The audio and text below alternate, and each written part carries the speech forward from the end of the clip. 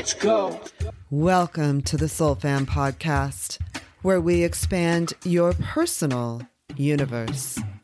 I'm Diana Marquetta, and in each episode, Soul Fam co-founder, co-creator Lexi Strummer-Solden and I interview the world's most rising and longtime experts in consciousness, spirituality, entertainment, healing, and science. From Earth's dimensions and dimensions way, way beyond. On the Soul Fam Podcast, our frequencies are high and your heart chakras will open as these powerful voices of today share cutting-edge research, profound experiences, and valuable knowledge for your world in this out-of-this-world, thought-provoking, envelope-pushing interviews that could only take place right here on the Soul Fam Podcast.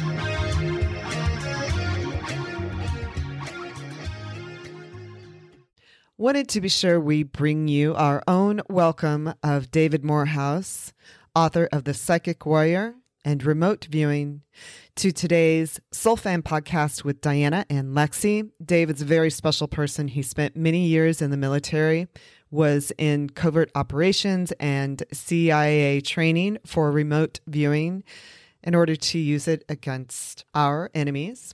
David has transitioned out of the military. He now uses remote viewing and a variety of other tools to help people with their own self-improvement, their own soul's guidance, their intuitive knowledge, and their own personal performances. David is a light warrior, and we welcome him here today. We hope you enjoy this conversation. It's a blockbuster. David's website is davidmorehouse.org, so you can learn more about remote viewing and how to be a better warrior on this planet for good. What were you asking again, Lexi? So a lot of our listeners are familiar with astral projection during meditation or dreaming, astral projection in a light body. And so since we have you here, David, I wanted to ask if you could sort of explain the difference between remote viewing and astral projection. Sure. Astral projection was really the focal point and the in-state objective that came out of the Monroe Institute. There are lots of other books that were written about it. You know, Monroe was about putting people into an induced theta wave state using hemispherical synchronization, which actually was hemisync was not something Robert Monroe created. They may have trademarked the term hemisync, but hemisync was actually discovered. Binaural beat was discovered, and the effects of binaural beat was discovered by a physicist in I think Belgium. Mm-hmm. Don't quote me on that part, but a physicist in Europe in 1840. And it was discovered there. He was using big wax cones on stands, and the subject would sit and the cones would go into the ears, and then assistants would have different tuning forks, and they would hit the tuning forks and simultaneously feed those into the cones. And then they would capture the verbal feedback of the individual experiencing that, like what was happening to them. And so that's actually where the effect of binaural beat in creating a hemispherical synchronization in the brain. So it's kind of, you can think of it as an induced theta brainwave state as instead of a learned theta brainwave state or a learned alpha brainwave state. And the formulation for it is pretty clear. You have to have this frequency, and that frequency produces this frequency, So it's an A and a B and a C that creates the C. Now, that's what Robert Monroe was all about. I think he was a radio show host, or he was a radio technician, or a radio engineer.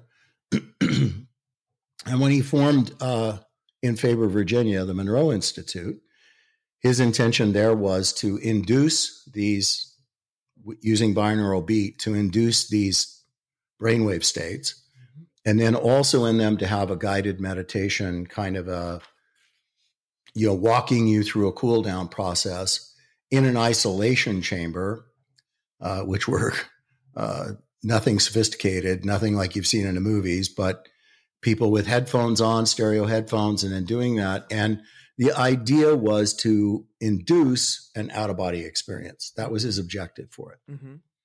So there, as I said, there have been lots of people write about them, lots of books. I have on it. I think I experienced that maybe 3 or 4 times, and I did it 2 times in the unit and then 2 other times outside the unit, which kind of led me to get to the unit. But my point is that it is not, it's not remote viewing. It is, right. It's really kind of experiential. Despite what many people will say, it's extraordinarily difficult to induce it at will. It's impossible to control the astral body, whatever that is. It is, you can't use it as an intelligence collection tool. Hence, the CIA and the DIA never once sent people to Monroe Institute to bring them back as remote viewers. In fact, despite the fact that at the Monroe Institute, Joe McMoneagle married Robert Monroe's daughter.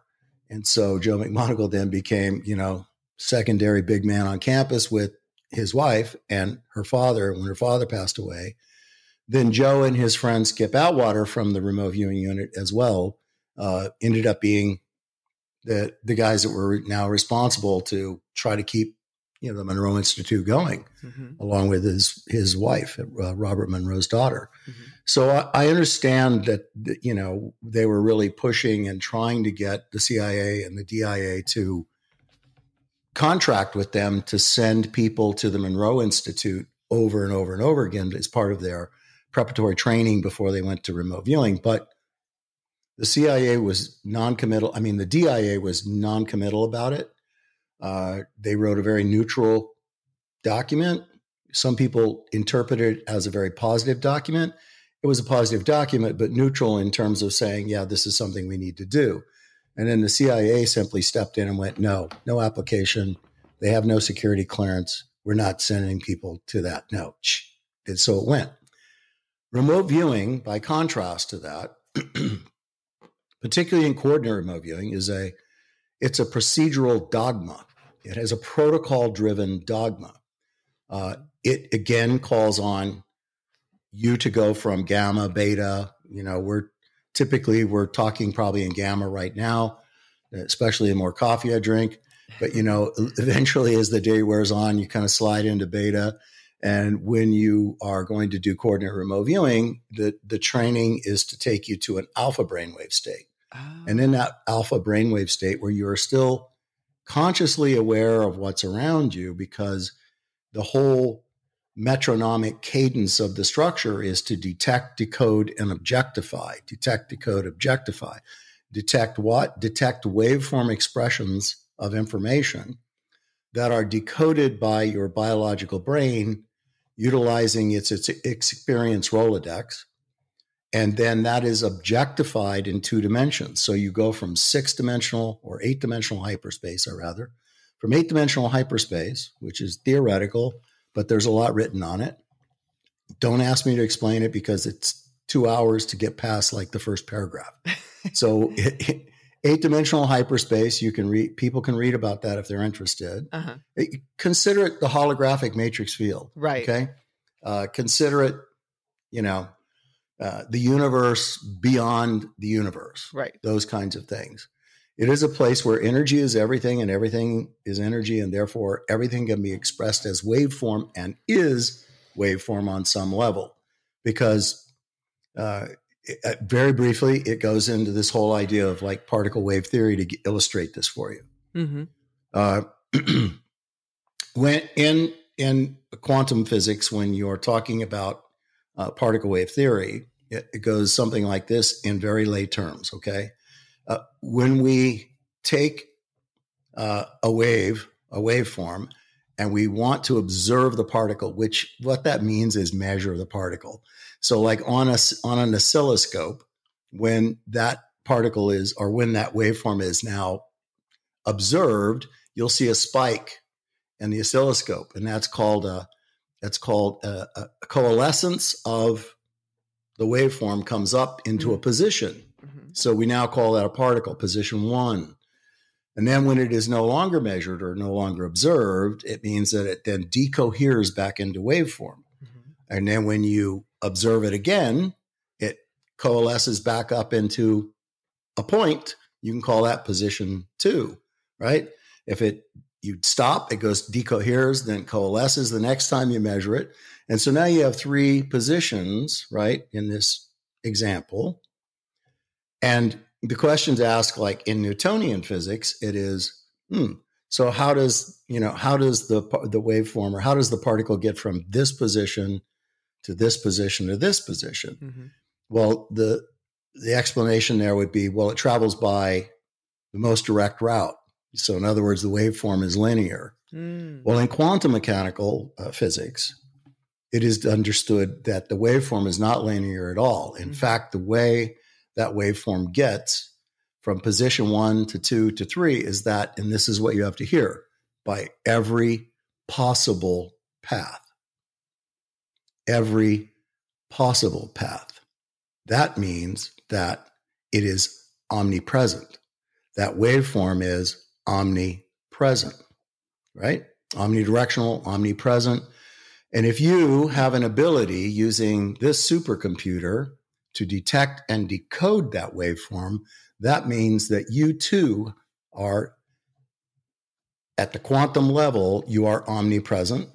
And it also means that you are omnipotent and omniscient. Starts with omniscience. It means you have access to all information everywhere. Right. Without end. Okay. Call it a cosmic library if you want. It doesn't, it's probably what they're referring to in the Akashic record or in the collective unconscious or the holographic matrix field. Right. So if you then have access to all of that, will you understand it all? Maybe, probably not, because you can really only comprehend things that are within your frame of reference, right? Based on your experience. It doesn't mean, though, that you can't contribute to or learn from or pull from, right? Concepts that are out there that have never, ever been thought of or considered before. Right. So that when you are then, you have access to that and you are omnipresent and you are omniscient, well, then you can be called omnipotent, in my opinion. It's fair to say that because now you're powerful.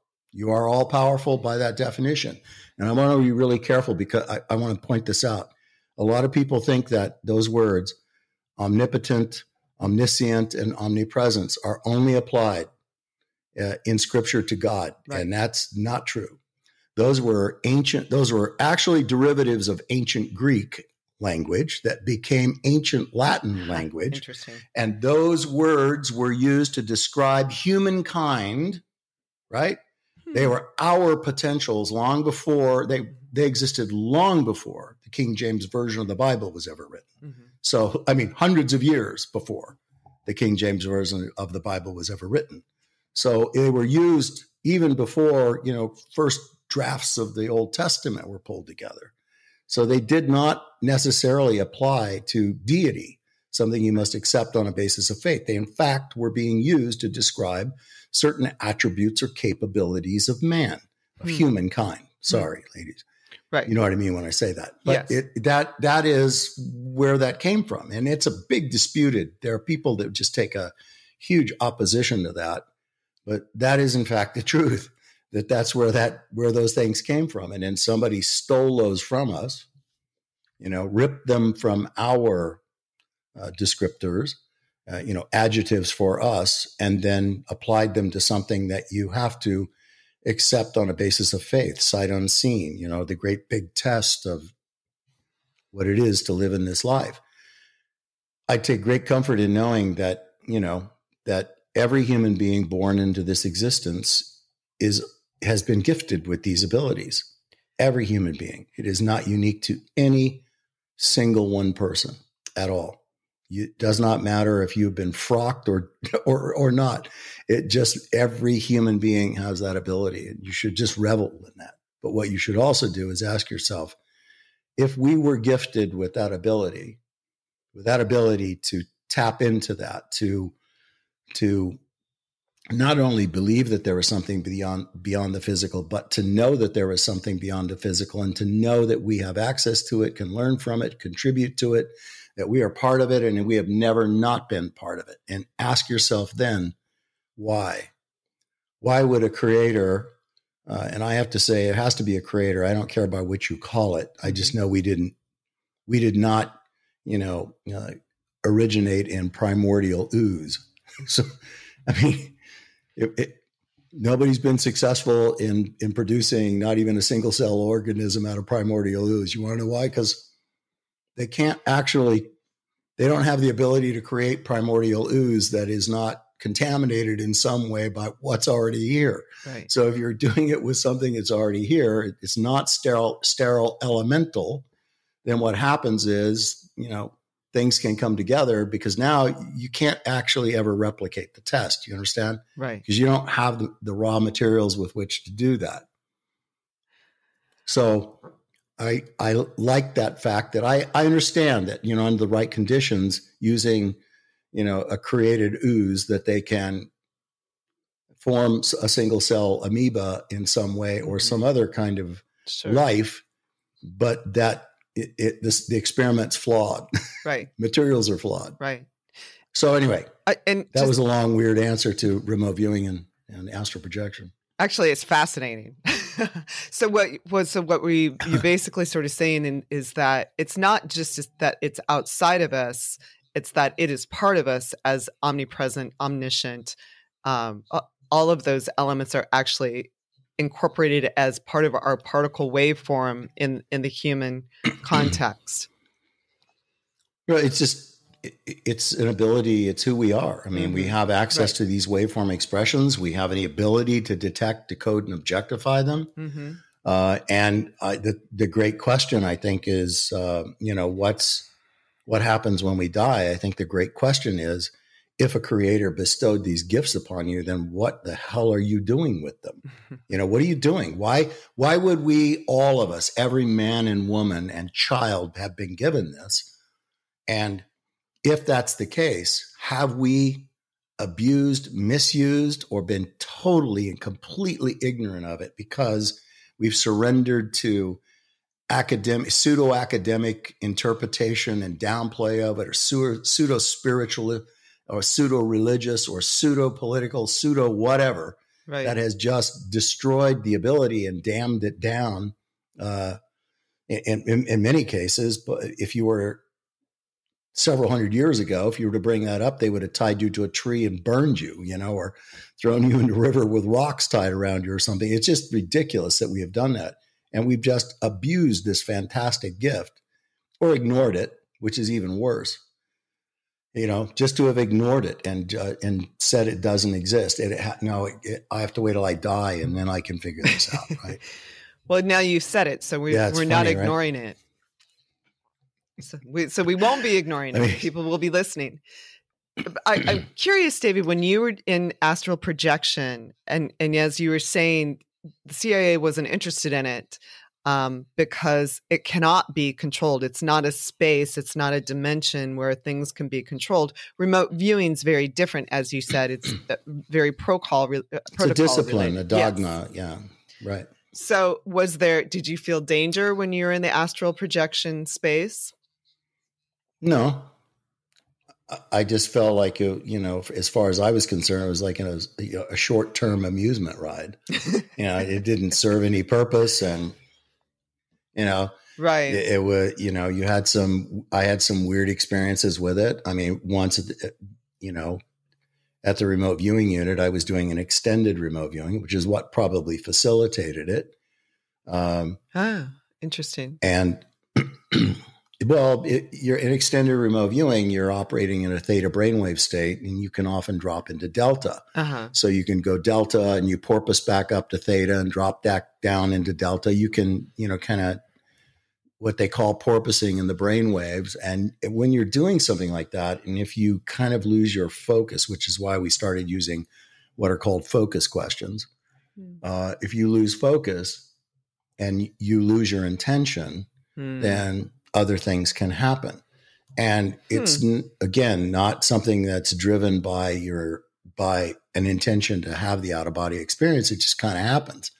And when it happens, it's not, look, we're using a term out of body experience and we're acting as though there's actually an energy separation outside of the physical body. That is not. Right. That's not it. Right. Because if we go back to what we just talked about in the quantum physics interpretation of who we are and what we are, then it's not that at all. Right. It's just it's a repackaging of the waveform interpretation so that we feel like, we've separated. And it takes on very bizarre characteristics. I mean, I can remember being in the extended remote viewing room, which is like a bed, and they would have a desk with a lamp and it had a red light bulb in it. Yeah, it was like a house of your repute. It was quite bizarre. And you would lay there with your, you had a pillow and a blanket and you had headphones on and you're going through the cool down process. And when you're learning it, there's a monitor there. Mine was Fern Gavin. Mm-hmm. But when you are operational and then you're solo, you don't use monitors. I just went over one time and I kind of lost what I was working on and lost about what my focus and my intention was. And the next thing I remember is getting up off the bed and a whole plate, I went over and opened up the door to the extended remote viewing room and the hallway was dark. The whole building where the remote viewing took place and the recording machines and stuff it's all dark. I was like, well, that's very weird, that it's all dark like that. It's got to be in the middle of the day because I know that my target time was like 1300. Mm-hmm. So now it's like, did I fall asleep and everybody went home and, turned the lights out and I've just been here or something? You're asking yourself all these questions. I walked down the hall and I remember that I opened the front door to the RV building and I looked out, there was a parking lot. It was only about 50 feet across at the most that went. And then there was the headquarters building, where everybody's cubicles and offices were over there. And I can just remember it was like an eclipse of the sun. And I just walked out in the middle of the parking lot. And for some reason, I just started rising up while I was in the parking lot. I was rising up with my back toward the earth. And I went up very far in the air, maybe 1,000 feet. And then I started to fall backwards to come back, coming back down again. I was not in control of any of this. Right. It just was like, you're up. Yeah. Oh, this is very weird. And then you're up and then you feel yourself descending, falling. And all of a sudden then I wake up and I'm in the ERV room and and the lights aren't off anymore, right? Except for in that place. But yeah, so that was my probably last experience with it. Does that answer your question? Interesting to talk about. It is. It's really interesting to talk about. Lexi, does that kind of answer your question? Because I know there's a lot of discussion in our community about astral projection. So, oh yeah, absolutely. I know and there's people who are very nervous for me. They've seen the Insidious movies where, you're astral projecting and there's malevolent spirits and things like that. Yeah. I mean, with the group that I meditate with, we do have a leader. We kind of have like a teacher, not a leader. That sounds crazy, but we have a moderator who leads us through the meditation. And some of the more intense meditation, like in Hermeticism, it's the ceremonial path working. We're going to specific places. There's a specific plan. You're not supposed to fall asleep. Still, weird things can happen. So I don't do that on my own. I don't do that for a job. I only do that for a couple hours each week because it is scary. I've had a lot of scary dreams in the astral, but not while waking. But word of caution is always important. I think, David, it's amazing that you're not scared, because I'm scared of some things I've seen in the astral. You can have such encounters, you can have that in extended remote viewing. It's extraordinarily rare in CRV. In fact, almost non-existent that I'm aware of, unless you go looking for it. But in extended remote viewing, which is a different protocol, not nearly so rules driven as is CRV. So in ERV, one of the things that I always caution students is that that's why we have them shield themselves with their intention when they go out there, because you have to accept the fact that for whatever benevolence is out there, there is equal malevolence. There's a balance within the universe, within the dimension. It's not all one-sided good folk and just a few bad. There are positive and negatives in all things out there. And you have to understand that. And so if you go looking for negative, you'll find it. If you go out there with the intention of, just seeing what I can dabble in, okay, then expect you'll bring that upon yourself. The thing I say to students is you have to grasp this reality, which is nothing out there has power over you. Nothing. There's nothing there more significant or more powerful than you, but they are wiser than you in that many of those, negative entities have had millennia to practice their craft. So if you want to step in, to that realm and you want to toy with malevolence, then be prepared to have things probably not go your way, because the idea there is to find your weakest point and then to cause that to be, exaggerated, exacerbated. And if you're afraid of something, then they know what that is already, and they will make you afraid of that in the best way they possibly can. They're not there to be your friend. They are there to do whatever they're doing. For Pete's sake, I have no idea. I just know that it's there. So that's what I always want students to not understand, is that also when you're out there, if you invite it, okay, then you have to deal with it. But you have no right and you have no responsibility to bring any of that back with you. Exactly. So leave it right where you found it and come back and learn your lesson. Don't go out there with the intention of, well, gee, maybe I can, see something that's, a little freaky today. Because, I'm sure it'll be there for you if you do that. I'm sure there's plenty of dark things out there that would just love to stand in line to come over and screw with you on something like that. So don't do it. It's fascinating conversation. I tell people to stop being a channeler. Interesting. People, don't channel, because a channel, I didn't actually know the difference between channeling and transmedium or trance medium work. And where I learned it was I actually spent some time with J.C. Knight teaching the Ramtha followers up in Yelm, Washington. It was actually the single biggest class that I ever taught. It was 3,600 students. Wow. For a week-long CRV class. Fun. It was quite bizarre. Huh. Yeah, it was bizarre. But I had dinner with her every night in her mansion there. And I was with a bunch of New Jersey cops that I had brought, not for any other reason than for them to, not because I needed guards or anything like that. They were just friends, and I brought them there because they were trained by me in RV, so they wanted to come and help. I mean, I didn't have anybody else to ask. So there we were, and they were just hilarious because you can only picture like 6'3", 6'6", big, heavy set New Jersey cops with big, thick, heavy New Jersey Hungarian accents, Right. in this group. And Jay-Z I sat to her left the whole time we were there, and she was, asking me about the unit. And I said, and then there were these two girls that were channelers. And she goes, oh, channelers. Well, what did they do? And then I described what they did. And she goes, that's not channeling. She goes, it's not channeling. What they were doing was transmedium work.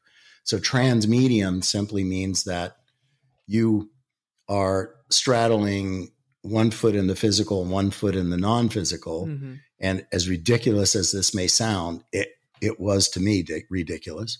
Fern Gavin would sit there and ask an intelligence collection question to Angela, who would then ask her guide. She had two, George and Maurice.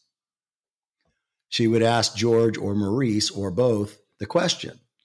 And I just remember, and then they would get an answer, and they would give her the answer, and she would then pass it back to him. That's trans medium, right? Mm-hmm. I'm just passing traffic one way and the other. And then the other was trans medium, where they would go into an altered state of consciousness, which is not what these girls did. And the entity would not possess, but could speak through them, right? That kind of an idea. Now, Jay-Z said that channeling is surrendering yourself to the entity, which I thought to myself, not a good idea, Because how do you know if you consider it to be a reality, whether you do or you don't? And I know many people question it, but whether or not Ramtha is what, the 35,000-year-old entity and change now, since she's been doing it a long time, whether or not that is immaterial to the equation of the discussion here.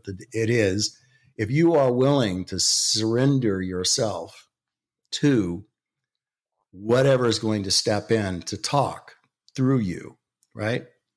Then I think you're dabbling in a realm and dabbling with things that you have no idea what the potential risks for it are. And, I have a tendency to believe that possession, at least on some level, is a very real thing. And I think that it's stupid if you set yourself up to do that. I just think you should think twice about that. And I mean, I told Jay-Z that, but it was her business. Right. That was her business of doing that. So very interesting conversation. Wow. So I'm curious, David, as we're talking about multidimensional existence, and this interview was sort of set up to talk about space and aliens and all of the sightings that are being seen sort of like on a daily basis now worldwide. So it feels like, I actually feel like, well, that sounds boring compared to what we're actually talking about, but to answer not to me. Yeah. Well, okay. So let's talk about that. What's piercing the universe? Ground we just covered. Uh-huh. The ground we just covered, I'm happy to cover it for you young ladies. But typically I just don't even go there anymore. It's like not my cup of tea. Right. I mean, I know what I know about it. I'm certainly by no means an expert in any of it. I've trained a whole lot of mediums in remote viewing, and they all have, none of them that I know of have stepped out of their mediumship work to go do just remote viewing. I think what they used it for was validation and verification of the work that they were capable of doing from a scientific, process that is not anecdotal. It is very much scientifically measured and evaluated against known quantifiable attributes. And that's how we do it in coordinate remote viewing, right? It is very much that way. And it'll never change, at least not in the way I teach it, because that's the whole point that allows you to stop believing that there's something more than the physical and have that transformative, I now know that there is.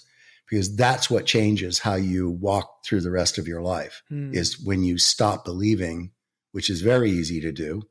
We all believe something. Mm-hmm. But when you stop believing and that changes your life. At least it did for me. And I believe that it has for all the students that I've trained over the decades. So let's talk about space and aliens. Yeah. So let's talk about what your clearances are with, first of all, with regard to the space wars and space history in the United States, because I want our listeners to understand your background in it. Well, contrary to popular belief, there's only top secret. It's as high as it goes. Then you get different qualifiers that go in that, depending upon which special access program, or which particular area that you're operating in. So there are different, add-ons to that, but there is nothing higher than top secret. Mm-hmm. So if you have a top secret special background investigation, which anybody that has a top secret gets, that's as high as it goes. So all the other things that people stand up and try to say about clearances and that kind of thing, you need to understand that. Okay. You walk into the Army as an officer and you have a secret background. You have a secret clearance. And then when you go into some top secret special access program, like I did, I was in 3 of them. Mm-hmm. Then what they do is they get you you're given a top secret. And a top secret requires, it's pretty weird. They send people out to your hometown to ask neighbors, like go over and ask a neighbor, like, he grew up here going to high school, right? Well, what kind of kid was he? Right. Oh, I was not a good kid. I was So they have all this dirt on you that they just pull in, mm-hmm. and they have to make a judgment call. And I think it's a guy, that's U.S. Marshals, I think, do that. Interesting. Okay. And because I went into Royal Cape first, they actually had some way they expedited it. Like it literally only took like 2 weeks to get it, which normally it's like 6 months to get it. Mm-hmm. But in Royal Cape, you had to have a TS to work there. So they did it quick. And they do still go and ask people, like wherever you live. Mm-hmm. At the time I lived in Maryland and Bowie, and they actually sent people. Oh no, I was at Fort Belvoir. So they sent people around, and then they sent people down to the Ranger Regiment, the 1st Ranger Battalion where I came from. Mm-hmm. And they'd talk to neighbors on either side of the house that you lived in. It was funny, but I got my clearance, I guess. So there's probably a lot of them that regret that now. So that's the clearance that I have. But mm-hmm. then I worked in 3 of probably the most classified and controversial organizations, special access programs that the Army or the CIA or DIA had together. So Royal Cape was the first one, mm-hmm. which was called The Activity, right? ISA. There's a book called Killer Elite, if anybody wants to read that. It's a good book. I have no idea how this guy got all the information he got. Somebody really spilled the beans for an organization where your efficiency reports that I got from there are still classified. So, cool. And then, but he wrote this book, Killer Elite, and it's like everything about the unit during the time that I was there and before, and it was fairly new when I got there, because it came into being when the Iranian hostage crisis mm-hmm. occurred.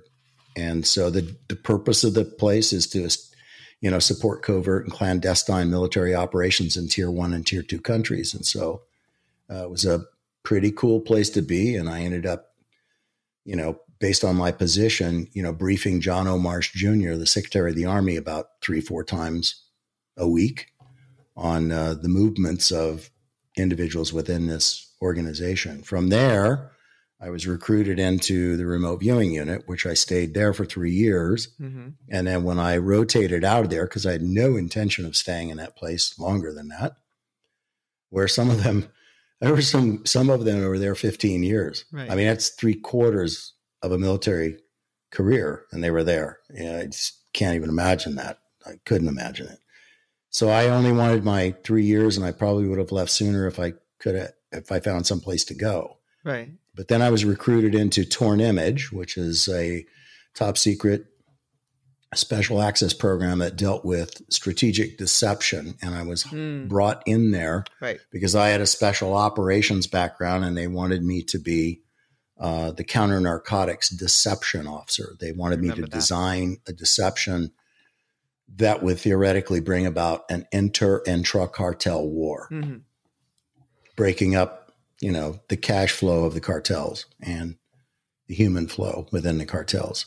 So I did that. And then from there, the rest is just kind of history about what's happened. But in terms of, clearances beyond those things, no.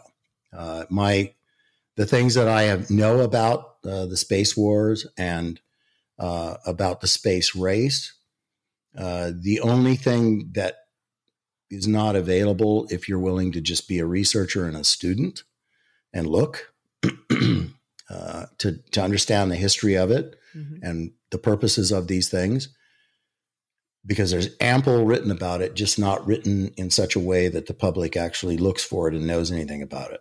I mean, the public doesn't typically go read Air Force pamphlets that were written, back in 1949 and read those to understand what was going on then, but it's there if you want to look for it. So I had one occasion when I was the director of medical test and evaluation for the National Center for Medical Readiness, just outside Wright-Patterson. And when I served in that capacity there, my very good friend was Colonel Doug Hodge, who, he brought me on the Air Force Base often because he was a deputy director of a big, significant program there. And we went to see the classified museum there. So you don't normally get to go into the classified museum, especially if you're a civilian like me, because you don't have a clearance at that point, right? Once you're not serving in those capacities, but he did. And so, all he has to do is flip his ID and stuff and drag me on in there. I don't think they were really concerned that much about it anyway, but still, it was classified. So that was a place where I started to see some things that I was like, holy shit. Oh, sorry. Oh no! I didn't know this stuff existed. Oh, I can swear. Oh like yeah, that? Please. Okay, it was like, we encourage it. Holy shit! I had no idea this stuff was there. It was like I'm looking at an unmanned CIA photo drone that flew in the 1950s, like 53, 54, 55. So think on that now.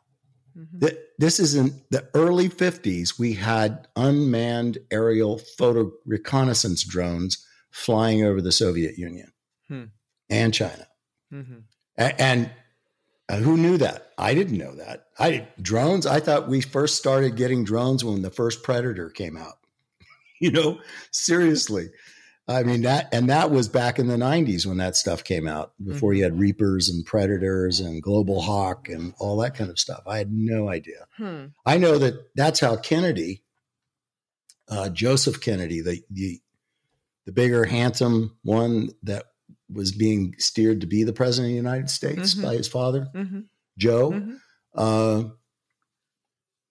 he died in World War II. And how he died was he was piloting it was one of the two long-range bombers that we had during the war, and like the Flying Fortress or the other one that came in later, the Avenger or something like that. And he was flying that, and it was loaded with TNT. And it had an onboard flyby signal, box that they were capable of doing, but they couldn't take the aircraft off or land it. And what they were trying to do was make it a flying bomb, and they were going to use it to go bomb these dams and places in Norway where they knew that the Nazis were working on developing heavy water in their race or attempt to try to build a nuclear weapon practically before we were, and at the same time we were. So we were trying to take out those kinds of things, destroy the water sources and things by killing these big dams. And so what he did was they had a tendency to cause shortages in this stuff, meaning like the wires would spark and short out.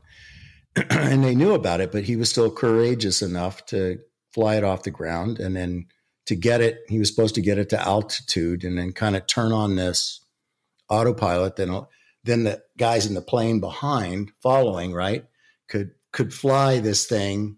One pilot flying that plane, the other pilot flying the plane that he was in, and he parachuted out, and they'd pick him up later. But it couldn't take it off on their own. They couldn't apply power and pull back on, on the yoke and get it up and trim it up and that stuff. The pilot had to do that and then unask the airplane. Right. And it was in the process of doing that. And he had already pointed it out that this thing had shorted out before, and it shorted out and ignited the TNT and blew him up in the aircraft in the air. He was the only one on board the aircraft, but that's how he died. It's fascinating. To me, it sounds like, I don't know. This is just my professional opinion with my I eagerly await this. my 0 level clearance, and we'll just take that one with a grain of salt. I sort of think, time travelers, right? How could this exist in the 1950s? I just love the idea of the time traveler who comes back with technology. Otherwise, why would they have it? Or sort of like, like on the X-Files, the Men in Black, this sort of idea of shadow men or watchers, I guess they're called. I think you've even talked about watchers before, maybe, David. Well, no, the first book, I hate the term psychic warrior, the title for that book. Right. It's a great title. It's a great title. I love it so much. I know St. Martin's thought so. I just cringed when they said that. I was like, because I have never claimed that I had any kind of precognitive, Right. condition or capability, or I never even would think of using the term psychic for anything that I was or did or anything else. So I really cringed at it. But I called the book when it was first submitted to the publisher, Comes the Watcher, Mm-hmm.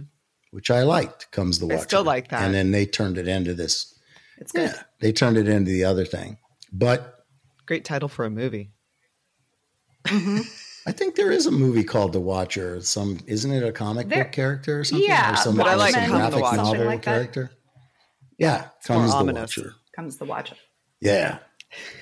Yeah, I thought so. I was kind of feeling ominous in those days. So I needed something to release that. But I hear what you're saying. And I'm sure that there was something to do with some of that. I don't think anybody who is a creative designer comes up with these things necessarily on a drafting board. It's like he was not a student of mine, but he was an acquaintance of mine. Reeves Callaway designs Callaway Corvettes, race cars. Oh, yeah. And he's also a guy, if you go spend some, I guess $250,000 on the most expensive Corvette, you give him that Corvette and another $250,000 and he turns it into a Callaway Corvette, Mm-hmm. which is significant. Mm-hmm. And people who are Callaway Corvette owners are very proud of their Corvettes. Reeves and I, he was one of my first remote viewing students in Manhattan.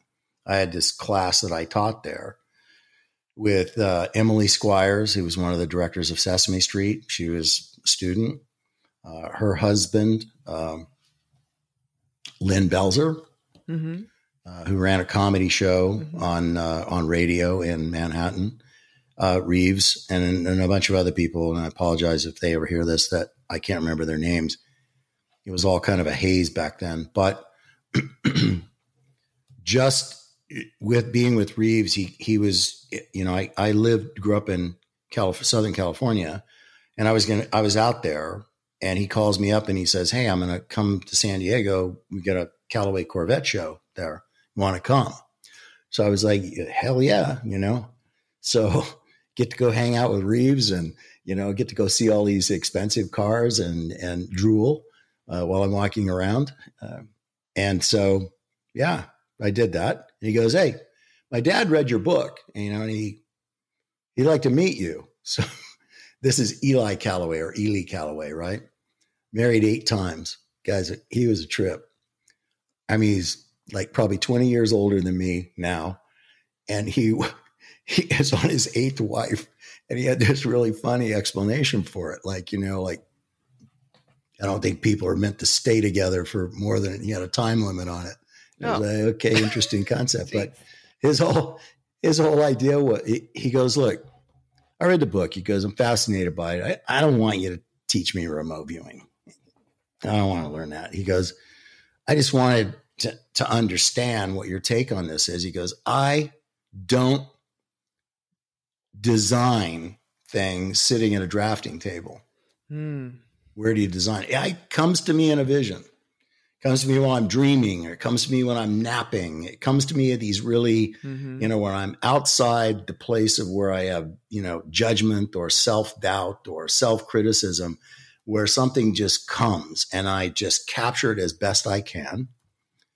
And I don't even know what the materials are in it. And he goes, and then my engineering and my engineering team, we get together and look at this and decide how to make this manifest in the physical. Mm-hmm. That was a fascinating, but very understandable concept, right?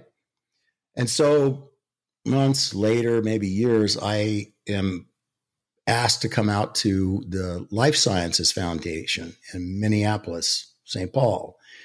And Buck Charleston is a quite aged man at that time, who owns I don't think he's got 39 patents, maybe still viable today, of things that he's designed, hydraulic systems and engines and different kinds of motors, like the rotary motor. Mm-hmm. He says essentially the same thing. Read your book. Don't want you to teach me remote viewing. But I just want to bounce this off you. He goes, everything that I've ever designed, he said, it started coming to me as a very young man when I was in my 20s.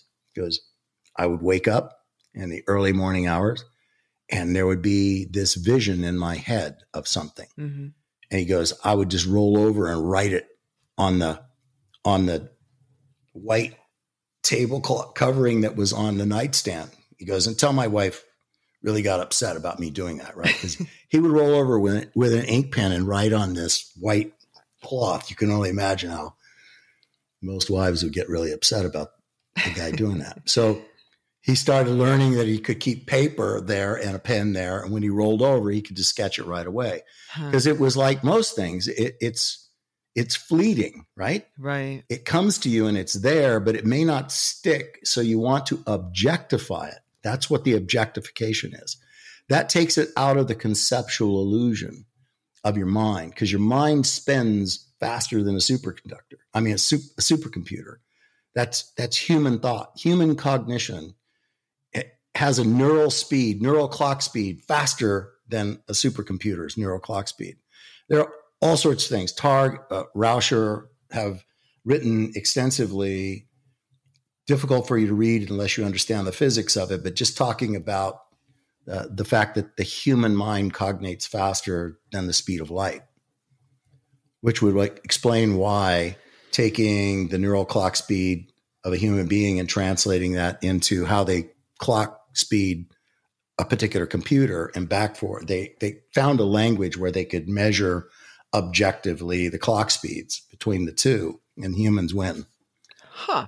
We're faster. We still win. We are faster.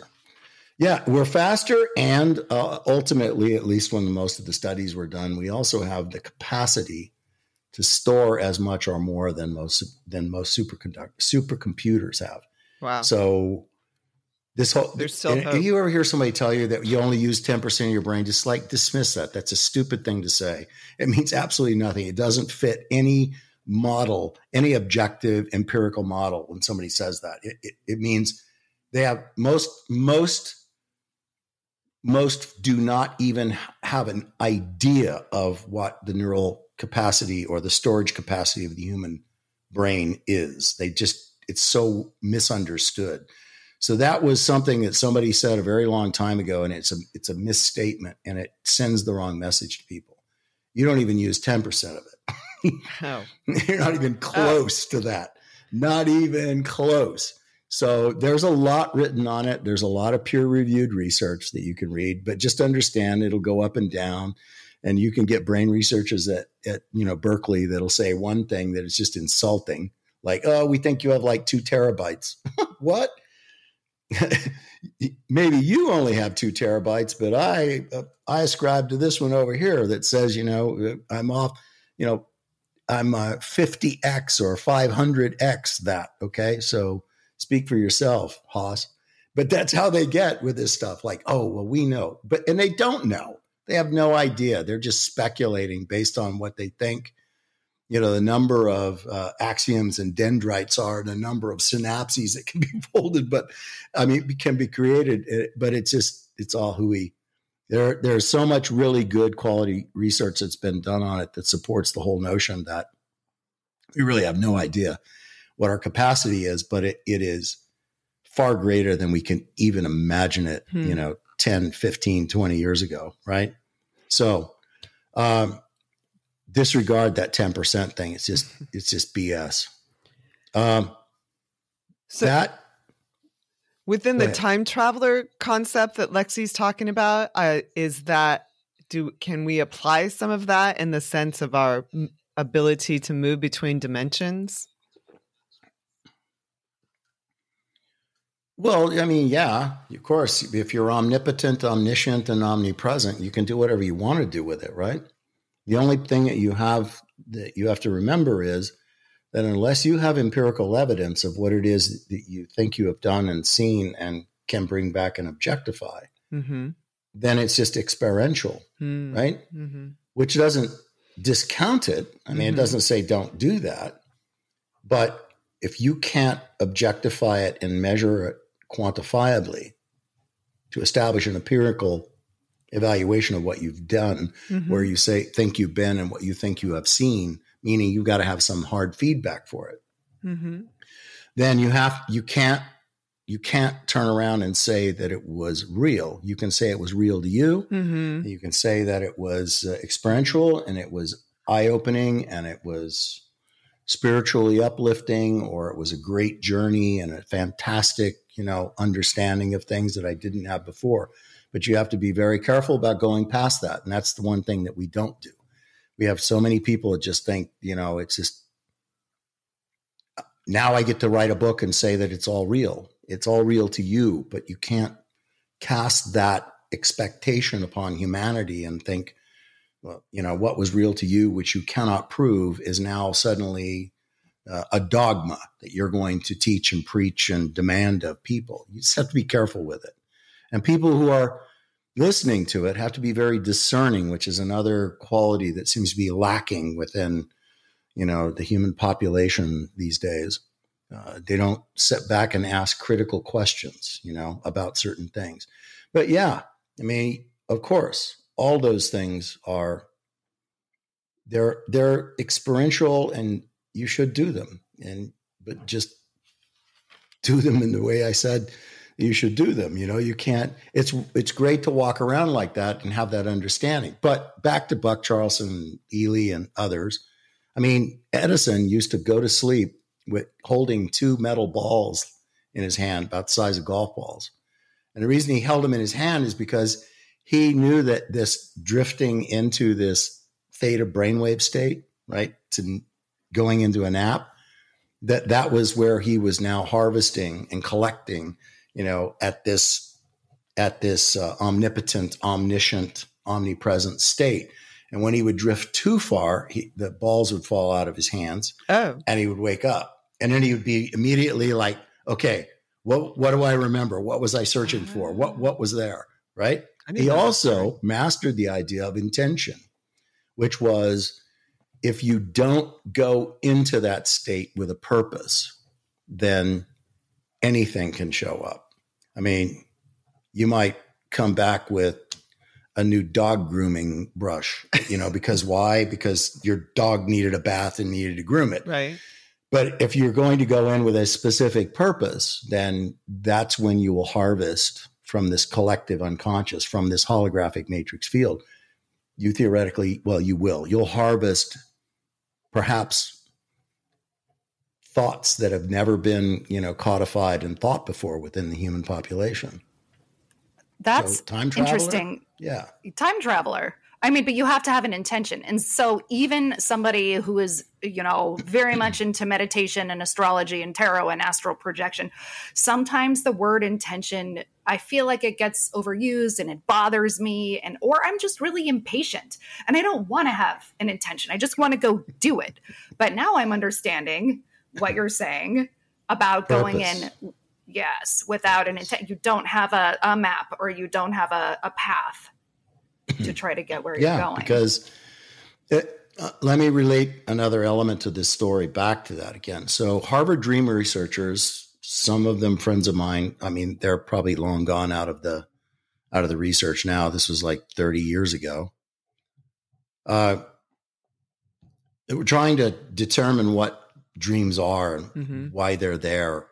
And distilling it down, there are many variations of this, but distilling it down to the simplest idea that was brought forward is they're rehearsals. And so your brain is processing things and rehearsing events and scenarios. And if you do something like go into sleep with a purpose, with an intention, which I teach called thought incubation, if you want to incubate a specific purpose or a specific idea or potential, trying to find what you can harvest from this holographic matrix field while you're sleeping, then what will happen is your brain will now have purpose that is, cribbed up by your intention to remember what you perceive out there, to, thoroughly study and investigate and research this. And so then your brain will look for that and work on that. If you just go to sleep every night with, oh, well, come what may, your brain will just move at the speed of thought through whatever Rolodex it thinks it needs to do and whatever it thinks that you need to be working on in your subconscious and pull that out. And that's why, you find yourself standing on a street corner in London naked, because it's just like going, okay, what would you do if that happened? Kind of a thing, right? So people have these very bizarre dreams, and they have those bizarre dreams, at least from the dream researcher perspective. It's just your brain doing what your brain does. It's a long, if I give you the longer explanation of that, it'll really slow us down. But they did this with rats, and they found that rats were constantly rehearsing the maze for either mating purposes or food. And that's what the rats were doing at night. And it was weird how they mapped it, but they mapped it. So they could get whatever the rat was dreaming, the frequencies and the brain signals were being matched to what the rat was seeing when they had a little camera on his head and he was running through the maze. And so they were getting the same signals, and the computer was then recreating the same imagery. Do you follow? Yes. And so they're like, he's running the maze. He's running the maze because there's a girl rat down there, and he's trying to figure out the best way to get through the maze right now, or to go get food or water, whatever the case may be. So that's what they mean with rehearsals. So you can let your brain run free, which I guess nothing wrong with that, or you can go into sleep because every night you are going to descend from gamma, beta to alpha to theta to delta, right? And porpoise through the night. You might as well give it something to work on because all of us have things to do. Now, the question is, how do you formulate a question? That's the tricky part. Okay. That requires a great deal of lecture and practicum, didactic and practicum, because most people, particularly today, in this day and age, think in chunks of things. A question that you might say, I'm going to drag this in tonight. I guarantee you there's 5 to 10 questions in that question that you're willing to drag in to explore that night. And if you do that, it's garbage in, garbage out. You go in with some nebulous, non-directional question, like, what should I do with my life? You're going to come back out on the other side of all that with nothing, usable for you. So you have to learn how to think differently and think analytically and understand what that question is really asking, right? Because it is easily 10 other pieces in that question right there alone. Right. 10 other pieces that have to be broken down. All of the mapping of where does that question actually go? What are all the sub pieces of that, topics?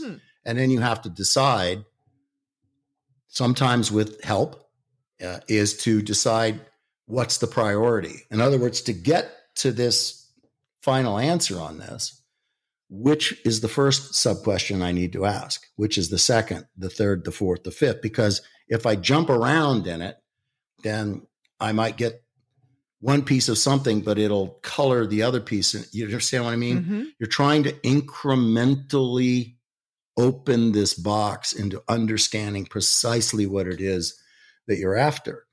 And here again, it's something that's governed by intention, meaning purpose.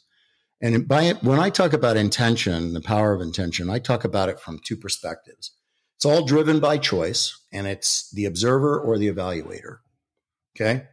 You can be the observer or the evaluator. The evaluator, we all are on occasion, right? Mm-hmm. And the observer, we all are on occasion. And the idea is to strike balance in these two. And if you choose to stand heavier in one silo of purpose, make it the observer silo.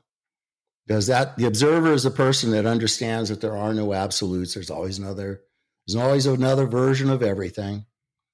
They're the person that never ultimately tries to be right all the time and expect everyone to agree with their version of everything. So it has all that. In fact, when I talked with Don Miguel Ruiz about this many years ago, he goes, the evaluator is living an inauthentic life. Mm-hmm. I thought, ooh, that's pretty harsh, but okay, I get it. And the observer is living an authentic life. But he goes, I like the fact that you've got, on each step of the ladder, because there are like 12 categories for each thing. And those are just quantifiable examples. There's probably 12,000, right, that go on in the human thought process. But I understand where he was going with it. Authentic life, inauthentic life. Mm-hmm. So we, through our own choices about how we're going to be with intention, it has to be, observer and evaluator, because we always have to measure things and look at things and pass some form of judgment, however slight or major, on something. So I understood that. And that's how I teach it. It's like, it doesn't have to be this overwhelming, overbearing thing. It's just a deciding of a purpose in your life as you're moving. I mean, there are times if you just want to go, hands off the handlebars and close your eyes and lean back. I get it. I mean, we've all done that. But you get to be my age. Life is short. I don't need to take my hands off the handlebars. I want to be a firm, square damn grip on this thing. And I'm, living on purpose every day that I can live on purpose. Mm-hmm. And it's extraordinarily important to me. But I want to just add another thought of this. And I know you're like, will he shut up so I can ask another question? Sorry. I just want to finish this thought, which is, I said to you that we think now in terms of like chunks of things. Mm-hmm. Right. We have, depending upon what your source is, we have over 500,000 words in our language, in the English language. More if you adopt some of the other stuff that's in there. It goes up like 750,000. But if you just go to, to several of the dictionaries and start looking at them, like the Oxford English Dictionary, it'll say like, 500,000 or 550,000 words, different words. That's a pretty extensive language. Do you know how many different words a day we use to communicate with our fellow human beings? Studies indicate less than 130 different words. So if you were to capture every word you're using, and then you started to just, when it repeated, you just put down the number of times you say and, but, maybe, right, don't know, and you start to see what that is. You can understand where I'm going with this. It's like, holy shit, right? 130 different words. And this is the thing that made my jaw drop. Studies of couples and how couples communicate, it is now less than 185 different words a day. Now, I know some people are going, well, yeah, that's good. They love each other. They've been together for a long time. They just kind of intuit people's stuff. Yeah, bullshit. They're just not communicating, which is why divorce rates are so high. It's why, the length of divorce is so short. It's because people don't take the time to master the language and understand what it means to communicate to someone, to look in their eyes. What we recently went to dinner with somebody I care about. It was like, it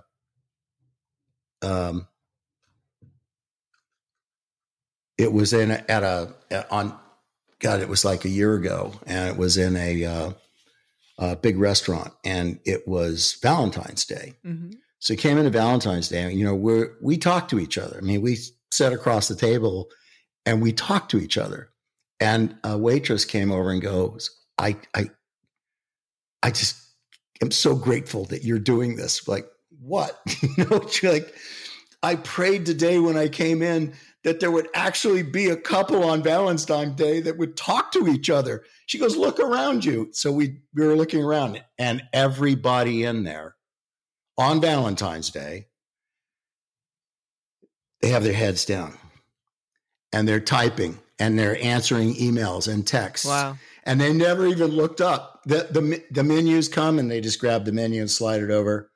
And then when they come for the order, they here's my order, throw the menu back, and they're back here again. So that was her point. Now, maybe that's an extreme example of it, but it's not that extreme when you think about it. Sit around in an airport and look at what you look at. Mm-hmm.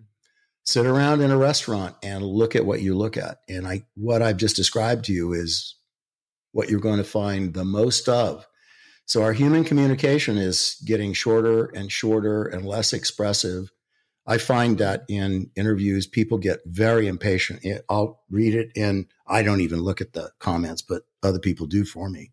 And they'll come back and go, yeah, they're pissed off because you didn't answer the question. I answered the question like 7 times in the process. I answered it 7 ways in the process of answering the question, but they don't want that. They want the answer in 3 sentences. That won't be me. So it won't be me. Because why? Because they think everything is Twitter and Instagram and something else and something else. And that's how they want. We've raised almost 2 generations now that's how they process human communication. Right. Which isn't in social media detailed enough. This is an interesting conversation. It's an abbreviated communication. It's an abbreviated communications technique, and it's not healthy. No, it's not healthy. Well, let's talk about communication with aliens. So, and has that happened with you? No, but have I, as a remote viewer, seen alien life? Yeah. And alien civilizations and alien craft? Yes. Yes. But what does that mean? If you go back to what I was saying earlier, can I prove that? No. So that's why you haven't seen me turn around and write some book about something like that. Right. And say, here is my great experience and awareness of stuff. I mean, I'll talk about it occasionally, and so do my students. Mm-hmm. But, we've been doing stuff for Beyond Skinwalker Ranch. Mm-hmm. We've done good 3 shows now. Oh, Beyond great. Skinwalker Ranch with, huge teams of remote viewers. First time was 70. Second time was 50. Third time was 50. Because, I apply what I teach. You never trust the results of a single remote viewer operating independently of other remote viewers. Why? Because rule number 1 says that remote viewing is not 100% accurate. Never has been, and it never will be. So you can't trust the results of one person. Right. Going like, well, here's what happened, right? It's just foolish. It's not empirical. It's unscientific. It's not mathematically sound, statistically sound. It's just brio of saying, oh, I'm right all the time, or I'm a great remote viewer, and which is why you've never heard me say that, and I don't want any of my students to say it. So, but if you collect the data, and it all sort of coalesces, and it correlates, right? It correlates, right? And so when it correlates, that's what we're looking for. Then, I'll sit with a producer and look at the correlated data so that they can decide what they want to portray, because let's face it, it's entertainment, right? Right. And they don't want things that they don't want on there. Like that's like, no, that doesn't fit. So it doesn't work for us. Right. It's not a category of something we want. nothing is being created in order to meet that requirement. Right. There's I understand. ample there. So they're just hacking and whittling it down so they can take what would be 3.5 hours like I did the first time, and then they whittle it down to like 90 seconds. Right. And then they found out, they're like, holy shit, these remote viewers are really, they're giving us so much data. What do we know? It was actually Travis that turned around to them and went, he says, why are you talking about this shit now? Like, why are you bringing this stuff up now? That you've already done all the testing and all that stuff. He goes, why aren't you taking this stuff, all this data that was given to you, and why aren't you using that to decide what kinds of tests you're going to do and where you're going to do them? Mm-hmm. Made sense, right? Right. Which goes to rule number 3 of remote viewing, is that it's not a standalone endeavor. It must always be used in consonance with some other investigative methodology, research methodology, intelligence collection methodology. It's never been intended to just be by itself, nor is any other intelligence collection methodology intended to be used by itself. That's why whenever they task for intelligence nowadays, it's called all source intelligence. They put it out to everybody. They pull it all back in and analyze it and look for correlation from all the different kinds of platforms that they have. So fascinating. Lexi and I know one of the EPs for Skinwalker. So I'm curious that this data and this information hasn't been used to create something else, but maybe it has, and I'm just not aware of it. Well, what do you mean by that? That was a pretty provocative question. What were you tossing out there, or a statement? How do you mean if that? if there's several remote viewers and they're getting the same data, and that's sort of theoretically creating something that could possibly be there, then there is a way to objectify it through entertainment or documentary or whatever. There must be some secondary meaning to the data you've collected that could be further expanded upon to prove more. Yeah, I mean, here's what I thought, how I thought it would work, because I knew what it would be capable of doing. I get really frustrated at looking at these shows like, I'm sorry, History Channel, I don't mean to say this about it, but like the Oak Island thing. I mean, I watched like the first few episodes of the first season, and I was like, I'm done. Because, it was like, big cliffhanger, next week's we're gonna, this and next end of the year, next season we're gonna rip the lid off of this and have all that, and it's just this constant like zzz, reeling people in zzz again, and I get crazy about that. It's like, why not some interpretive closure on there? In reality, I'm being too harsh, because they do that. They're doing a lot of historical analysis and that kind of stuff, but there's never any explanations that completely address an issue. So what I didn't want to see in Beyond Skinwalker Ranch, or even in Skinwalker Ranch, was this you shoot rockets up and things explode where they're not supposed to explode. And everybody goes, well, geez, I don't know what that is. That's really weird. I've never seen that before. Drones go off the reservation and get rogue and go crazy. And gee, I've never seen that before.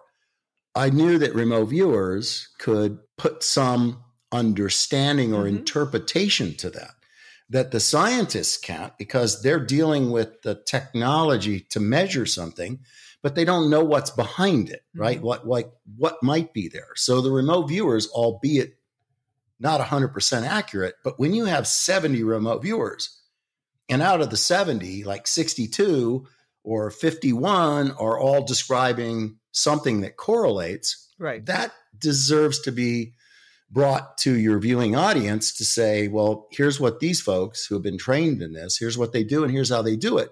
So it's been presented, I think, by History Channel in an extraordinarily credible way. And, an astrophysicist like Travis and Eric, I mean, both of them, smart guys, have turned around and gone, this is great. This is really cool. So now we're, based on, we were limited in the first time we were doing it, because it's my fault. I didn't have, do you know what an embedded diagram is? No, of course not. An embedded diagram is when you're trying to take something from 4-dimensional perspective, right? You're trying to give it the 3 dimensions and plus the dimension of time. You're trying to illustrate that in some way. Right. And then what happens is you're taking something that's 4-dimensional and now you squash it down onto a piece of paper. That's called an embedded diagram. They're very confusing to people looking at it. The person that understands what's portrayed in the embedded diagram, they get it, but everybody else goes, what the hell? Looking at it. And, we were taking 4-dimensional portrayals of points that were sensed by the remote viewers, meaning you get an X, Y, and a Z plane that you ask them to sense hotspots on that, right? Every viewer. So on the X plane, they sense using a map sensing technique, which they learn. They sense 4 points. And then those 4 points, each point as it's sensed there, using whatever method they choose, that has to then be written up into its verbal sensory data and visual sensory data to support why they perceived something there. They would not have perceived it if there wasn't something there. That is the intention going into it. So that creates pages of data for 1 point. And they do 4 points for just the A plane. Then they go to the Y, do the same thing. Then they go to the Z. So now you've got a 1/2 inch of paper describing, those 12 points. And you have 12 points, 4 on the X, 4 on the Y, and 4 on the Z. Now, the way that works out is now those have to be plotted. Now, the first time, the best I could do was an embedded diagram. Then went to a program where I was able to hack into this thing and actually plot like I wanted to on it. So we ended up being able to plot everything below ground. Wow. Everything on the ground, on the surface, and everything above ground. And we did it in utilizing the Cartesian coordinate process, which was very laborious because then you could then spin the model around. So you've got the target ranch underneath on the flat plane, but you can take your cursor and spin the whole model around, tip it up, tip it down, and they can then see these cones of activity, of travel, of hits, right? Yeah. And so that then became, you could actually take it another step further, which we did. And the last one we did, which was to give them a deflection and an elevation for where to fire the rockets based on the location on the ground, and then just applying the appropriate math to it and going, this is the deflection, meaning this way, on the compass, and this is the elevation. And that was, I don't know what the results of it were when they went out there to do that work. I just know, what correlates based on some of the stuff they've done or, what they're seeing that the viewers are producing. But that's the kind of stuff that I knew remote viewing could do, that it could add to that program in that way. And it did. And I think that they're very happy with it. So I'm sure. I know it'll keep on coming, pretty sure. How many cones of activity did you see in those areas? Or how many were you actually able to sort of show as a correlation multiple times? Everything that 50 viewers sensed, right? In their 12 points. And so those were all plotted, which are a giant pain in the ass to do with, because they're. So how many plot points Cartesian were there? Coordinates, I can't remember exactly, but it's like 900 total. Wow. So it's a lot. Wow, that's a lot. And you start to get selective, like when you have what are called outliers that are outside the major clusters. You're looking for major clusters. Right. Not everybody gets into the, some people might have a series of points that are outlined. They're clear off almost outside the reservation of what you're looking, the grid square that you're looking at. And if that happens, you just leave that off. I mean, you put some outliers out there so people can see it. And there's probably about 5% that end up being outliers. So that gets removed. But if you go, 70 people at, 12 points each, you can do the math and figure that out. It's significant. Right. And it creates a pretty amazing model for them to look at. Right. So there's so much activity. That's just the plotted points. Right. Oh, yeah. There's an enormous amount of activity there. And some of it's not extraterrestrial. Some of it's probably falls more into the category of paranormal. Yeah, that's what we've heard. Still don't quite understand all that, but maybe it's, I don't know, Well, moving between extraterrestrial worlds. implies that you're talking about, you're talking about interstellar travel or, something like that, things moving through, portals from one portal to the other portal. Right. And, paranormal implies that, it's evil, Potentially.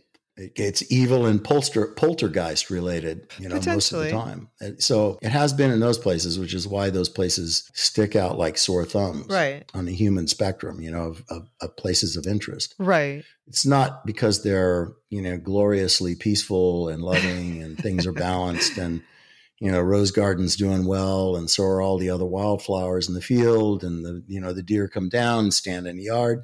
These people are all talking about things they call white fuzzies or these black hairy things that are 3 feet tall, that, that kind of stuff. It's like when you start, in the final analysis of it, you're looking at it, you're going, yeah, I get it now. I understand what we're looking at. So, well, that there's such a cluster of paranormal and extraterrestrial in those locations is really interesting. I don't necessarily think that the two go together, but what do I know? So I don't think they do. Okay. Personally. That's so I think that, there's one there's two of them that I got a very good sense of. There's just a lot of anomalous activity. The term they're coming up with now, high strangeness. That's the new buzz phrase for that. Not mine. That's not mine. I didn't come up with that. No, that's what I was told. They're like high strangeness. I was like, what's that? This kind of stuff and that kind of stuff. So that's what they now talk about. It's called high strangeness. And I'm like, yeah, okay.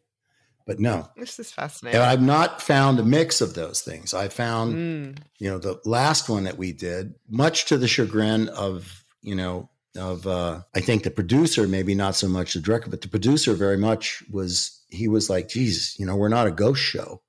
You guys are talking about all this stuff and going on. But that's what's there. I mean, I'm telling you, that's what the viewers came up with. Figure it out, I guess, because this is it.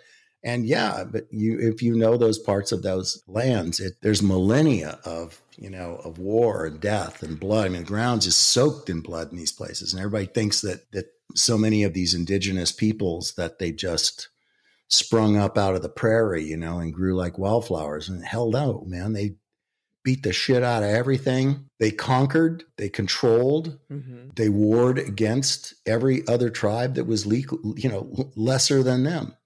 They took them for food, for territory, for women, because they knew that they needed to thicken their gene pool. You can't have one tribal nation and have it just interbreeding for the next 600 years, because then you stop having warriors. You start having problems, right? So they knew that they had to go find females from other tribes and take them to kill all the men unless they turned them into slaves, and take maybe the young boys if they could train them to become part of their tribe. The women were prized possessions as much as horses and food and anything else they needed to get to stay alive and to dominate that particular place. So in the Dakotas, they're unearthing mass graves that are hundreds of years old, long before the white man got there, that are filled with men, women, and children of indigenous tribes that have been slaughtered by another indigenous tribe. I don't know what everybody thought the white man was supposed to do when they came across the Appalachians. Like, we were supposed to go like, oh, sorry, got to go back. This place is taken. No. We just became the next dominant tribe. Step in and go like, yeah, you're leaving, or you can work with us, but you want to fight us? We have cannons. You don't. We have other kinds of things, and you don't. So that's how it boiled down for me. But looking at that was, wow. I just never looked at it in that way, and I didn't even then. I was just looking at what the viewers produced, right? And it was unnerving to see and sense just the horror of what was there. So could we, David, just conceptually speaking, could we, with a group of remote viewers, could we put together something that would prove or disprove extraterrestrial activity on the planet, or in a particular location, or at a particular time, that kind of thing? Well, yeah, of course you can, but again, it goes, remember what I keep going back to. You don't have any feedback. You have no provable evidence of it. Despite everything you hear, it's like aliens, people talking about, aliens are out there and why don't we know about them? And why doesn't the government tell us? It's like, okay, look, if it was really that prevalent, and if alien life form really wanted to interface with humankind, they'd freaking land a spaceship on the damn White House lawn and go up and knock on the front door. Mm-hmm. I mean, it was kind of that simple, right? But since that's not happening, then you have to conclude that maybe that's not their intention and it's not their desire. If we're going to just say that they are there, which I believe they are, but not in the numbers that you think they are. The vast majority of what you're seeing, and I think a conservative estimate is to say somewhere in the neighborhood of like 92 to 96% of these sightings are actually sightings that come from the space war. People have no idea. They just don't even think about that. That started in 1945, December of 1945, a 50-year plan set aside saying the next dimension of war is going to be in space. And those who get there firstest with the mostest are going to be the most secure in the doing of that. And that's exactly what we did. We were in a space war with the Soviet Union in 1945. They did not lose a step. So you can say things like lifting body aircraft, which I know you don't know what that means, but it simply means that they don't have wings and they don't have normal control surfaces. Okay. They look completely different from an airplane, but lifting body aircraft or craft were being test flown in 1967, 66, 67, 68 at, out there in the West at Edwards Air Force Base. They were being flown. There have been exotic propulsion devices that have been in the study and in the work of things now for 70 years, right? 80 years now that's out there that they've been looking at this stuff. There are open patents that are on, you can go to U.S. Patent Office and look at electromagnetic propulsion devices and other kinds of things. Now, hear me. If you see it in the clear, on the U.S. Patent Office, it means that it's now gray or completely defunct. But still, you can see that it means that somebody has been looking at that and working on it. And the kind of the ratio that everyone that knows these things will accept is that for every gray project or dead project, there's 10 black projects that are exactly similar, just in different variants that are still being worked on and studied and researched and developed. And why? Because we have been in a war, we are still in a war, and we are very concerned about war moving into space. This Space Force thing, that was actually talked about in Reagan's time. In fact, that's when it was supposed to happen, with the Strategic Defense Initiative and all those kinds of things. We were just coming up with that crap because of the Cold War. We were coming up with that crap because it was a real war. And we were in the 1960s, we were shooting Soviet satellites down with anti-sat missiles. And then we would turn around and go, it was just an old communications satellite of our own. No, it wasn't. We actually you had a Soviet satellite that was flying over, overlooking at things we didn't want it to look at. And they strapped an anti-sat missile onto a Navy aircraft and trained a pilot to use it. He flies up, and when they tell him to release it, he did. And it shoots up into space, and it finds that satellite, fixes and kills it, blows it right out of the atmosphere, right? Or, well, it was above the atmosphere, but you get me. So this is real stuff, and it's very concerning that it's there, because the Chinese are now full on board with it, working with the Russians to do it. The Russians and the Chinese are sharing technology and other things. Now, does that displace the UAP, UFO? Well, no. It just means that the percentage of that might truly be alien, meaning, from another place, another planet, another life form, is diminished considerably. I know we can't share a screen, but I have a graphic that actually shows the number of UFO sightings that starts at starts at 1900 and it just goes forward. And I know people turn around and go, there's evidence of it. Yeah. So if you understand that the space war begins in 45, right? And you look at that portrayal, when does it start showing up in the United States? 1945. 46, 47, 48. That just gets thicker and thicker. Every year that goes by, it gets thicker and thicker and thicker. And why? Because it's not just us. It's it's the people that we perceive as our enemy who are doing that as well. So you've got all these different things that are out there that people happen to see. You have craft that have reentry speeds and into the atmosphere at 23,000 miles per hour. You have craft at 18,000 miles per hour. And they don't typically bring that stuff down at a time where you can really see it. Occasionally that's happened. But usually if you can ever see it, or if some Navy pilot can see it, or Air Force pilot can see it, it's because it's a gray project. It's when they're getting ready to kick to the curb. So you may see some of the flights where it comes down out of the atmosphere, out of space, comes into the atmosphere, and it drops. They try to drop them straight down into the classified bases where they're trying to hide them, try to get them out of sight.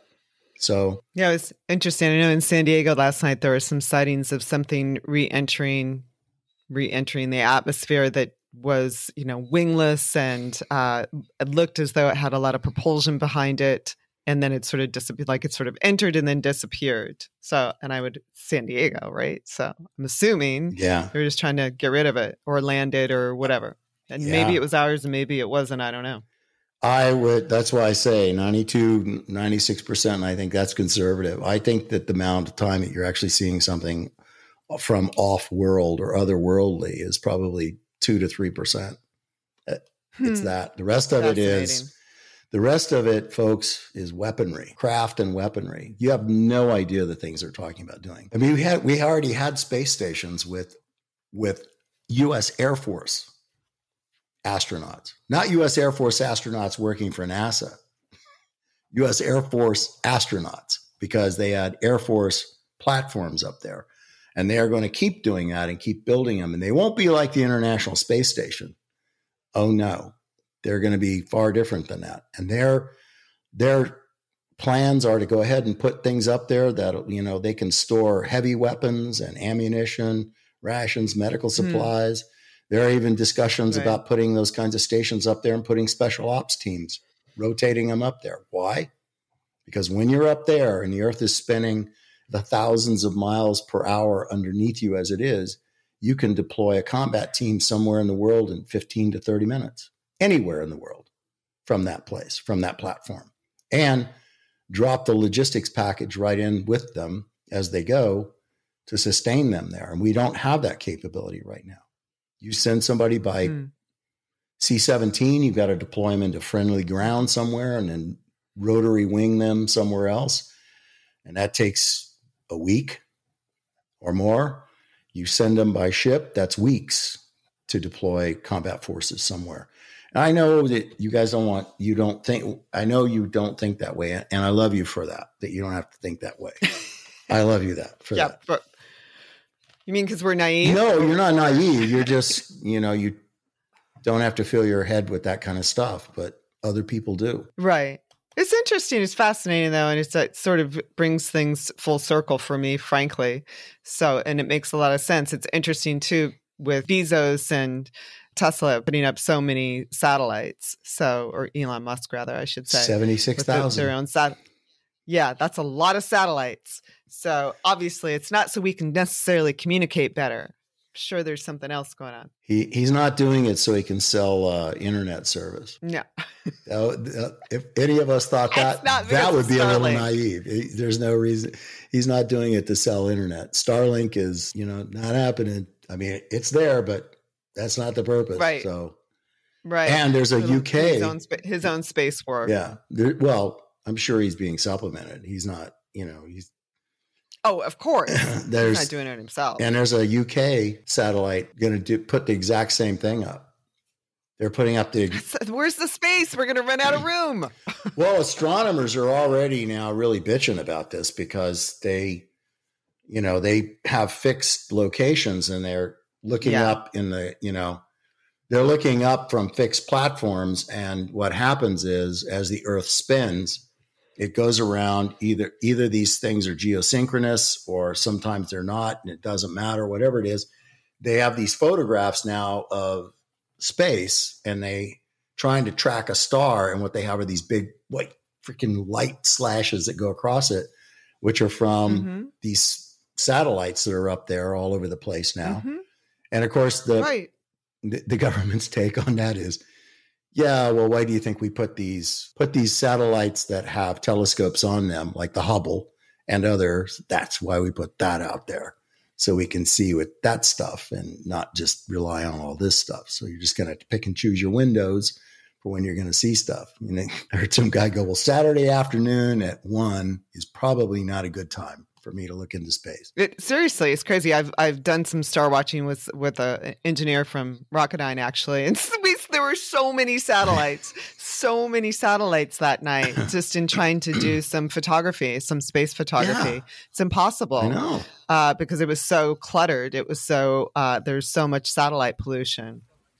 But I mean, it was interesting when we took the moment to really look at it. It's like, well, I don't know where the falling stars are, but I'm certainly seeing about 100 satellites. Satellites. It's so disappointing too if you're out there with a logistics base, going around a giant, a combat warehouse flying by in the sky, has tanks in it and everything else. So yeah, it's going to get worse. But even in a place like New Mexico, where I'm from, we were out there this summer with my dad and his telescope, and he lives in a kind of rural area. There's almost no light pollution. And I was so excited because I was seeing shooting stars. And then a couple more people looked. They're like, no, those were satellites. And I was so disappointed because I was in nature. And I just saw, I saw these like 2 shooting stars moving like in tandem. And it was so beautiful. Yeah. And my dad's like, nope. Congratulations. You saw satellites. I'm not laughing at you. So different. At what the situation. I'm just like, geez.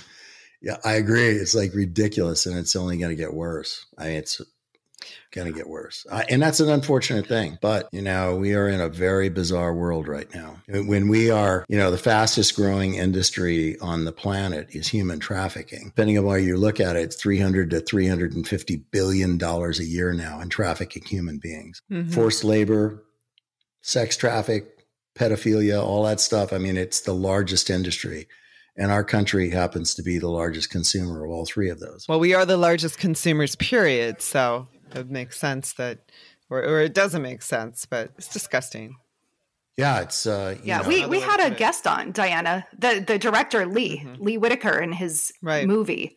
He had a movie about Sounds of Freedom. That's really interesting. Sounds of Freedom. No, not Jim's and Angel Studios movie, but another movie that was more of another kind of depiction.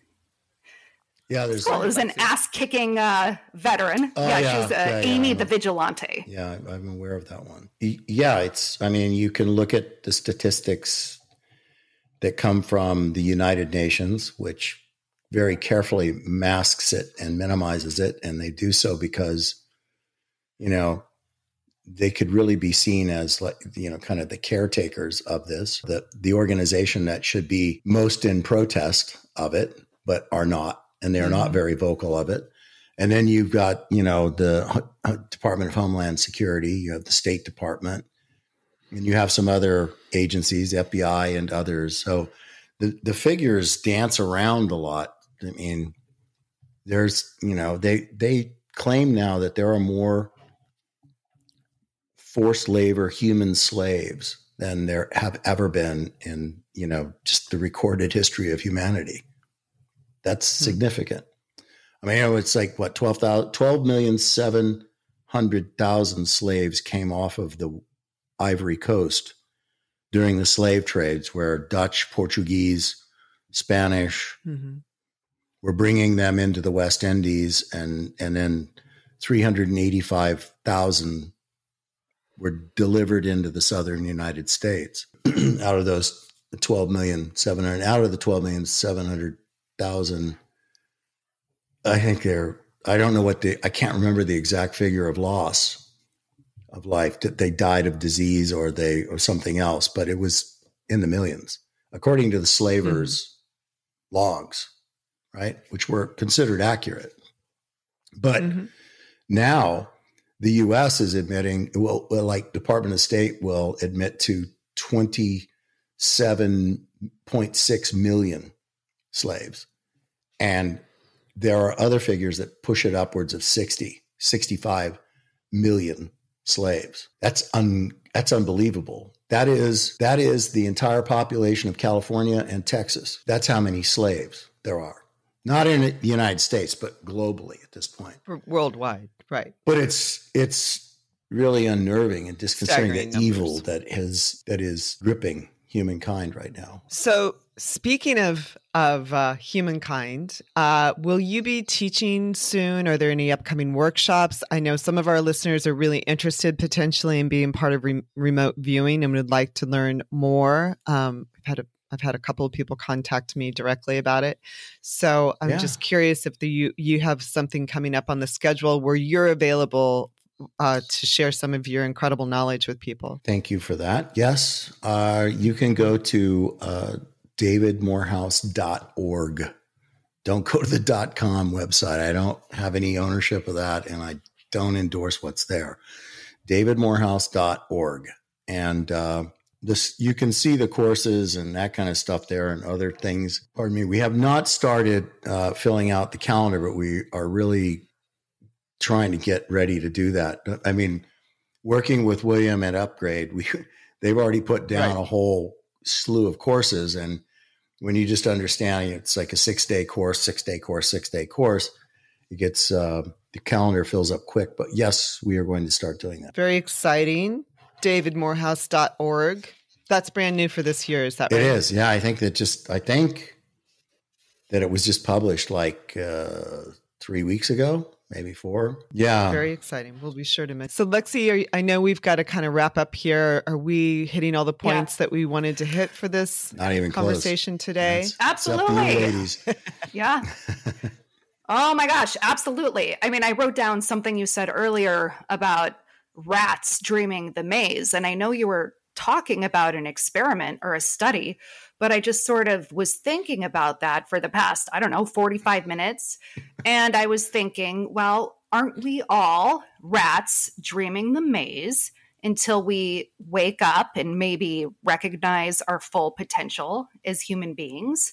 But then I thought, isn't part of life supposed to be being in a state of being a rat dreaming the maze, so that when we do awaken, it's that more beautiful? I don't know if there's in Greek mythology, there's the river, I don't know how to pronounce it, Leaf. It's the river of forgetfulness. So that souls, before they come down to earth, they go through this river of forgetfulness and they forget their divine origins. So part of the fun of life and incarnating on earth is to remember. So that's where my brain's been. I've been listening to you, David, but rats dreaming the maze, I thought that was gorgeous. And I think it should be the title of your next book. That's funny. Well, I'm glad it inspired rat think in you. And, Yeah. I can't stop. Can't stop. I hope you write it. I think that where we need to be working is I'm getting into the twilight of my life. So all I can do is empower people the best that I can for the years that I have left, decades I have left in this life. But people have got to start taking, what is taught and these wisdoms about the fact that we are born into this life with these gifts and that we have not used them. We were given them for a purpose, for a reason, and we have not yet discovered what that is. And we have to figure out, where are you going to, like in fission theory, where are you going to introduce a significant amount of the population, which would have to be 10% in that theory, to reach a critical mass and begin a chain reaction of ideology, right? The right ideology, thinking about the right things to transform humanity. And that's going to start with children.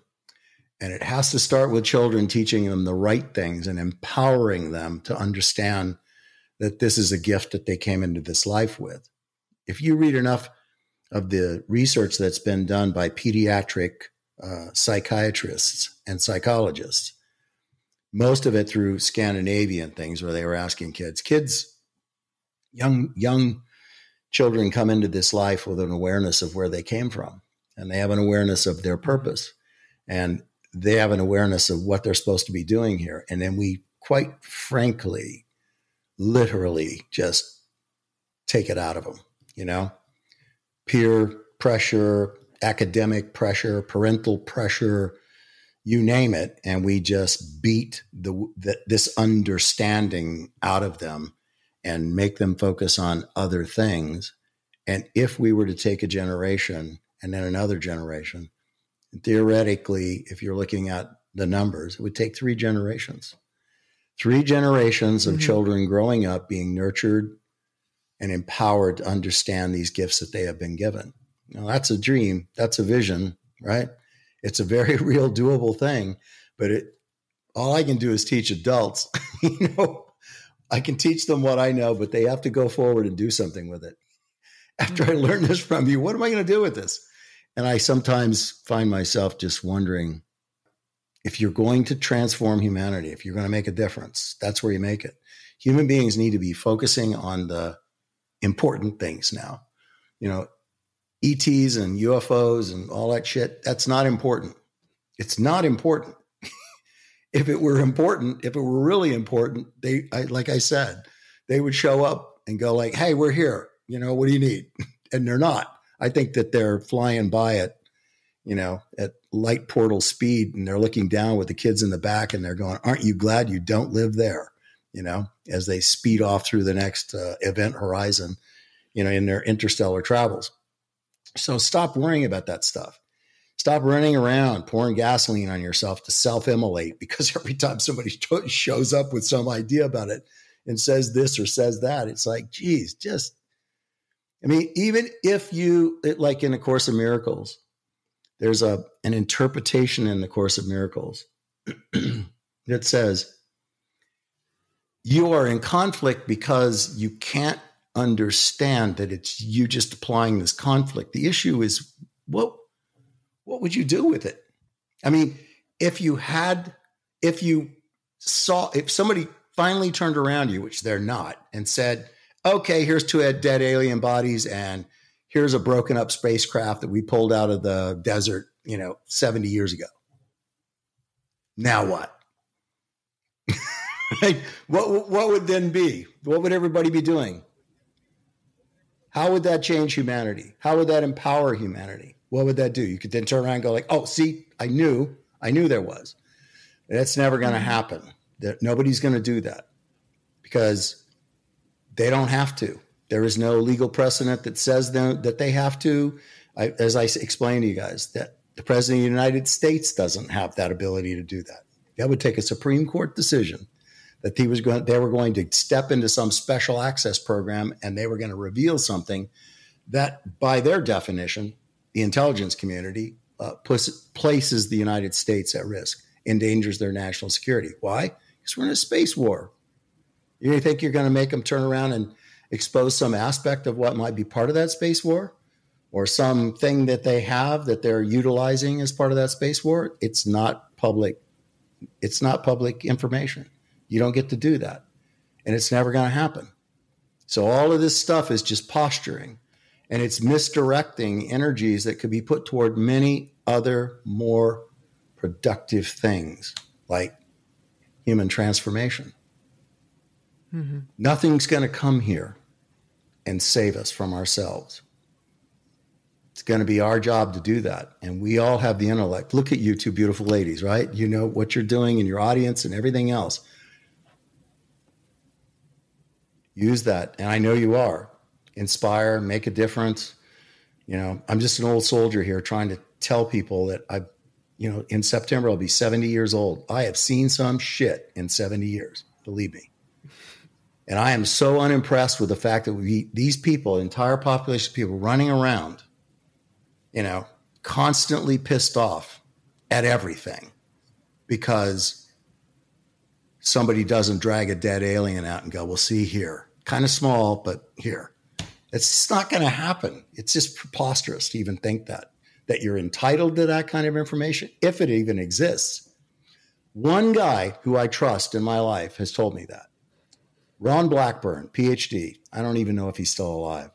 One of my students, I met him at the Abiquiu Inn, my first time I ever met him. He was saying with Jacques Vallée, which I think French-Canadian author of space aliens and stuff.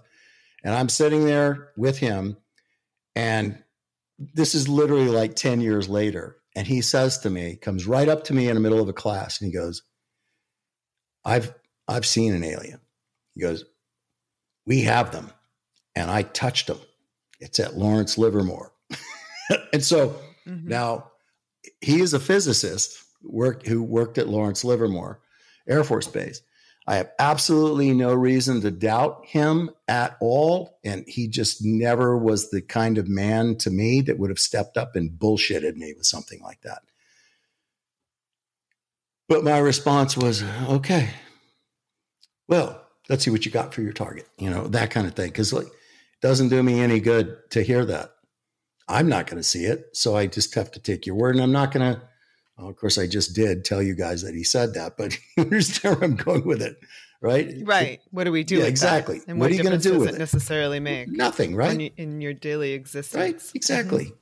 Are we changing the world with that information? No. Are we trying to do something to better the world for the next generation and the next and the next based on that? No. So when you hear it, it doesn't really do anything for you, does it? It's kind of flat. It's interesting. Right? Well, interesting, but. Well, it is interesting. Yeah. Maybe not flat. I mean, if like Diana, it's when we say jokingly or not jokingly, hey, what if we were aliens? And people say, sure, whatever. Okay. Like, all right, great. Like, what's going on with this meeting or this production company or this show or this project? Next. People are not interested in just regular looking aliens if they do exist, right? It would just be so boring. So that's sort of my theory. If they are here, they're just like regular. And so one day saying, I'm from Lyra will be like saying, I'm from Nebraska. And people say, that's fantastic. What are you doing that's so advanced? I have 3 cats and a job at Home Depot. I mean, they're just going to be like everyday people. Yeah, they may already be here. Oh my God. They may already be here. I was going to say, did I get silence from David? Oh God, what did I just do? Not at all. What a conversation. Yeah. It's a good one. Beautiful. It's a good conversation. It's a good one. Right? It's a very good conversation. I really appreciate the last words that you said, David, seriously. So, and you as well, Lexi, I think both of you are right. Yeah, both of you guys. It's a pleasure to be with you. Well, you guys are amazing. Thank you, David, for coming back, and we hope you come back again and again. Thank you for joining us for this episode of the Soul Fam podcast. Be sure to tune into every episode where we dive into a different rabbit hole of the known and unknown to empower you in conscious living and exploration of the greater universe.